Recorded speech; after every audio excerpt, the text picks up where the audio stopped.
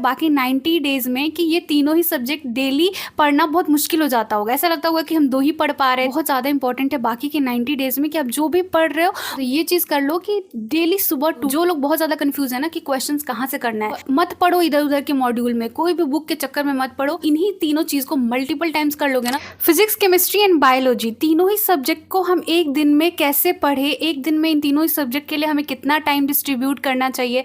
हम 2 सब्जेक्ट पढ़ते हैं, हमारा तीसरा सब्जेक्ट रह जाता है।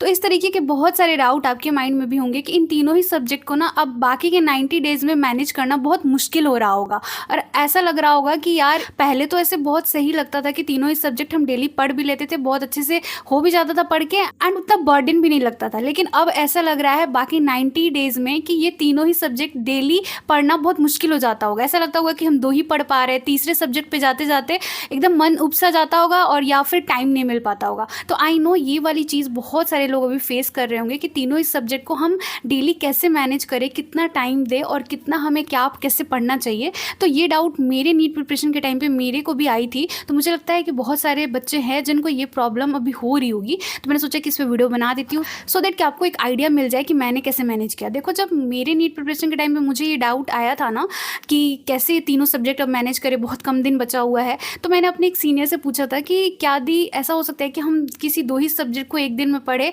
और तीसरा जो सब्जेक्ट है उसको नेक्स्ट डे के लिए रख ले। उन्होंने मुझे बताया कि नहीं, ऐसा बिल्कुल भी नहीं करना है, तुम तीनों ही सब्जेक्ट को डेली पढ़ो। ऐसा नहीं होना चाहिए कि 2 सब्जेक्ट आज पढ़ रहे हैं और एक जो है वो अगले दिन के लिए रख दे रहा है। तो ये वाली गलती मत करना क्योंकि तीनों ही सब्जेक्ट पे इक्वली नज़र डालना एंड उसको इक्वली टाइम देना बहुत ज़्यादा इंपॉर्टेंट है। आप ऐसा बिल्कुल नहीं कर सकते हो कि एक सब्जेक्ट को इग्नोर करके 2 सब्जेक्ट को आप अच्छे से पढ़ लो। मैं अपने नीट प्रिपरेशन के टाइम पे मतलब 12 से 14 घंटे आसानी से पढ़ लिया करती थी और लास्ट का जब 90 डेज बाकी था उस टाइम पे तो और भी ज़्यादा अंदर से वो मोटिवेशन आने लगता है कि नहीं नहीं अब तो और ज़्यादा टाइम लगाना पड़ेगा और घिस की मेहनत करनी पड़ेगी क्योंकि बहुत कम दिन बचा हुआ है। तो वो खुद पे खुद अंदर से वो मोटिवेशन आने लगता है एंड पढ़ने का मन भी करने लगता है। तो आई थिंक कि आप लोगों में से भी बहुत सारे लोग ऐसे होंगे जो अभी तक उतनी सीरियसली नहीं पढ़ रहे होंगे, अब वो सीरियस हो गए होंगे और अभी तक नहीं भी हुए हो तो अब सीरियस हो जाओ क्योंकि अब वो टाइम आ चुका है जब आपको सीरियस होना पड़ेगा एंड हर चीज़ को बहुत सीरियसली लेके एंड आपको अच्छे से प्रिपरेशन करनी होगी। जब मेरे साथ ऐसी सिचुएशन आई थी तो मेरे सीनियर ने तो यही सलाह दिया था कि तुम तीनों ही सब्जेक्ट को डेली पढ़ो।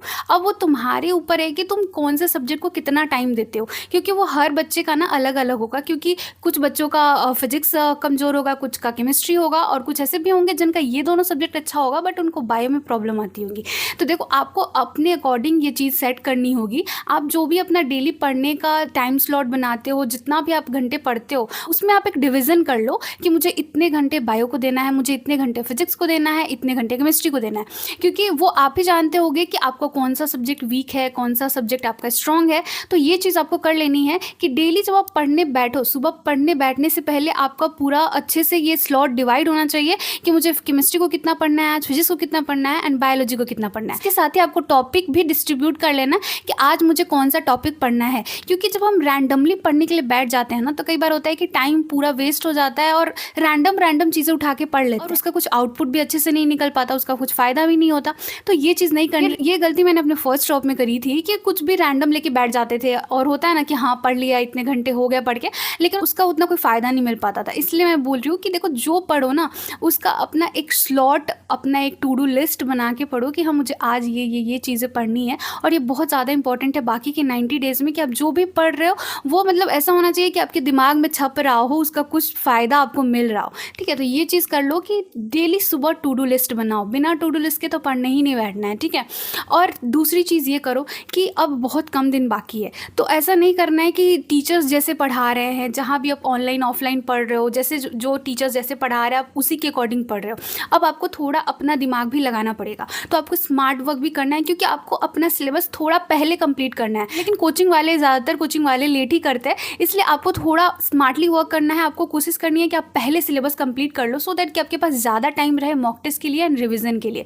तो ये चीज़ भी आपको ध्यान में रखनी है। तो आप ना अपना पूरा चैप्टर देखो कि आपका कितना सिलेबस बाकी है। देखो सिलेबस जितना बाकी है उस सारे ही चैप्टर को एक पेज पे लिखो, फिजिक्स केमिस्ट्री बायोलॉजी तीनों ही चैप्टर के, एंड उसमें देखो कि हाई वेटेज वाले कौन से चैप्टर है। जो हाई वेटेज चैप्टर है ना उसको सबसे पहले कंप्लीट करो। अभी ऐसा नहीं है कि आपके पास सोर्सेज नहीं है, आप यूट्यूब पे आओ, आप जो भी चैप्टर सर्च करो, इतने अच्छे लेक्चर्स मिल जाएंगे।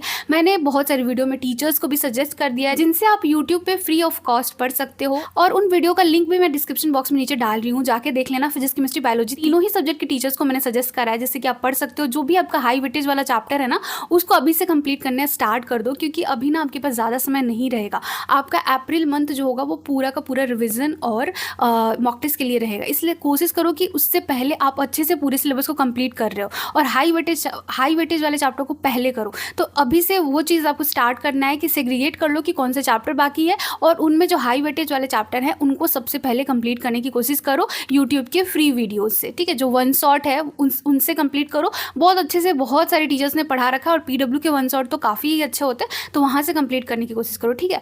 और तीसरी चीज़ कि देखो, मॉक टेस्ट जो आप लगा रहे होंगे ना, तो अभी जो नहीं लगा रहे हैं वो रेगुलर हो जाओ। वीक में कम से कम अभी से एक मॉक टेस्ट लगाना स्टार्ट कर दो। मैं तो बोलूँगी 2 लगाओ, जिनसे हो पाए, और जिनसे ना हो पा रहा है एटलीस्ट 1 लगाओ, एक मॉक टेस्ट लगाओ, ठीक है। और उसको अच्छे से एनालाइज करो। साथ ही में एक मिस्टेक नोटबुक भी बना लो, सो दैट कि तुम उसमें सारी गलतियाँ लिख रहे होगे, और जो आप मॉक टेस्ट देते जाओगे, ठीक है, कोशिश करना कि ऑफलाइन मोड में दो। ऑफलाइन मोड में अभी मॉक टेस्ट प्रैक्टिस करना बहुत ज़्यादा इंपॉर्टेंट है, नहीं तो तुमसे नहीं हो पाएगा। टाइम मैनेज नहीं सीख पाओगे, सिली मिस्टेक कैसे कंट्रोल करना है वो नहीं सीख पाओगे, ठीक है। तो वो सारी चीज़ें सीखने के लिए तुमको ऑफलाइन मोड में देना होगा, प्रिंट आउट निकाल के देना। मैंने अपने टाइम पे बहुत सारे क्वेश्चंस के प्रिंट आउट निकाल के दिए हैं, PW के, LN के, जो भी मैंने दिए, तो उन सारे क्वेश्चंस को मैं प्रिंट आउट निकाल के ही दे दी थी। तो मेरे पास बहुत सारे क्वेश्चन पेपर हो गए थे।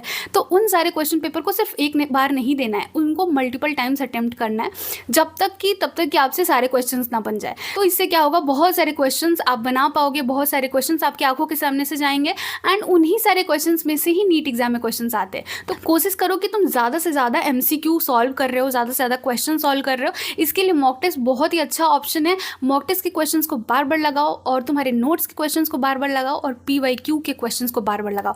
मैं अभी बोल रही हूँ, जो लोग बहुत ज़्यादा कंफ्यूज है ना कि क्वेश्चंस कहाँ से करना है, मत पढ़ो इधर उधर के मॉड्यूल में, कोई भी बुक के चक्कर में मत पढ़ो।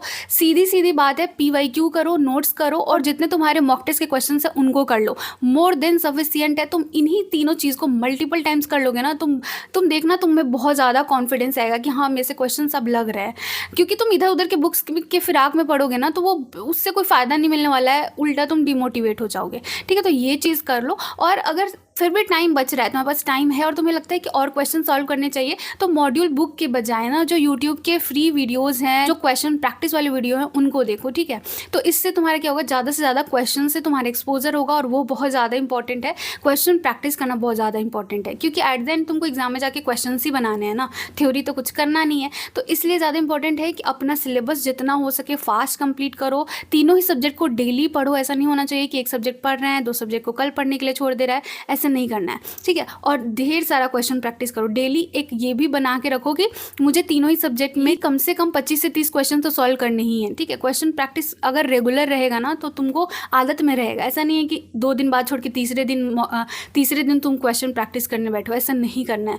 तो ये सारी हैबिट तुमको अभी से लगानी पड़ेगी, तभी जाके कुछ अच्छा आउटकम भी आएगा, और तुम्हारे रिजल्ट आने के चांसेस भी हाई हो जाएंगे, ठीक है। तो अभी से इन सारी चीज़ों को करो, और डरना नहीं है कि तीनों सब्जेक्ट मैनेज नहीं हो रहा है। बहुत सारे लोग ये चीज़ लगती है अभी जब कम टाइम बचता है तो, और मुझे भी लगी थी मेरी नीट प्रिपरेशन के टाइम पे, कितना कम दिन बाकी है, कैसे ये तीनों सब्जेक्ट मैनेज हो पाएंगे, और कैसे पूरा सिलेबस कंप्लीट हो पाएगा। लेकिन अगर तुम एक बहुत ही अच्छे रूटीन बना के और बहुत अच्छा एक स्ट्रैटेजी बना के चलोगे, माइंड में हर चीज़ क्लियर रखोगे कि कैसे चलना है, कैसे मुझे सारे सब्जेक्ट को कंप्लीट करना है, अपनी एक स्ट्रैटेजी अच्छे से बिल्ड कर लोगे ना, तो वो हर चीज़ वैसे होती चली जाएगी, ठीक है। तो आई होप कि जो तुम्हारा डाउट है, जो तुम्हारा डर है कि इतने कम दिन में ये सारी चीज़ें कैसे हो पाएंगी, तो वो मैंने थोड़ी बहुत यहाँ से हेल्प करने की कोशिश करी है। और भी कुछ भी डाउट लगे तो इनसे कमेंट सेक्शन में ज़रूर पूछ लेना, एंड ये ज़रूर बता के जाना कि तुम्हें नेक्स्ट कौन से टॉपिक पे वीडियो चाहिए, क्या प्रॉब्लम आ रही है, सो दैट कि मैं उन सारे टॉपिक्स को कवर कर पाऊँ। तो hope you like this video. अगर इस वीडियो से तुम्हारी थोड़ी भी हेल्प हुई हो तो प्लीज़ इस वीडियो को लाइक कर लेना, और चैनल को सब्सक्राइब भी कर लेना ऐसी और हेल्पफुल वीडियो के लिए। सो मिलते हैं नेक्स्ट वीडियो में। Thank you so much.